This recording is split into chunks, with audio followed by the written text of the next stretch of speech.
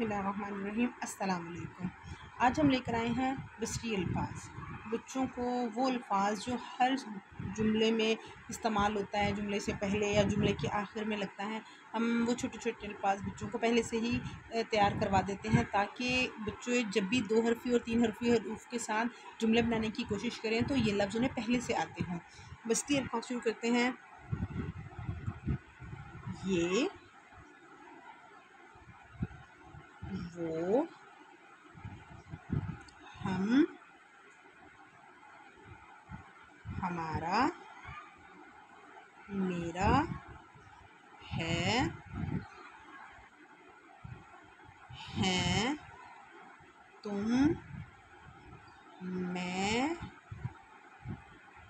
उन, एक, कहाँ, उस, ना, की,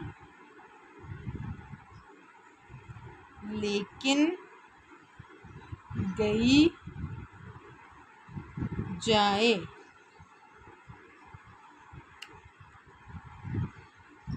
ये सारे वैसे अल्फाज हैं जो बच्चों को बार बार प्रैक्टिस करवाने से आसानी से आ जाते हैं। अगर बच्चे को ये बात समझ नहीं आ रही तो आपने बच्चों को तोड़ करके जोड़ करके उनको समझाना है और फिर बताना है कि ये लफ्ज़ क्या है, ये लफ्ज़ कैसे हैं। जब एक दफ़ा आप उसे बता दें तो उसे बार बार उसे ये पढ़वाएं, बार बार उसको जुमलों में इस्तेमाल करवाएं ताकि वो बच्चा इस चीज़ को अच्छी तरह अंडरस्टैंड कर ले। ठीक है, और इन वर्ड्स को करने के बाद आप बच्चे को खुद कहेंगे कि लिखें ये एक आम है। बड़ी आसानी से लिखेगा ये एक आम है। वो,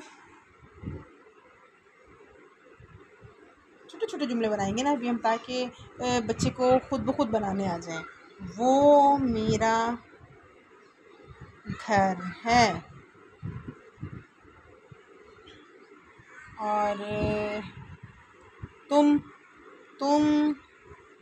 कौन हो?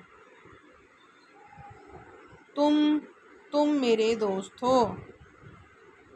मेरे दोस्त हो। ये सारे लफ्ज़ ऐसे हैं जो बच्चे आराम से सीख लेते हैं, आराम से कर लेते हैं।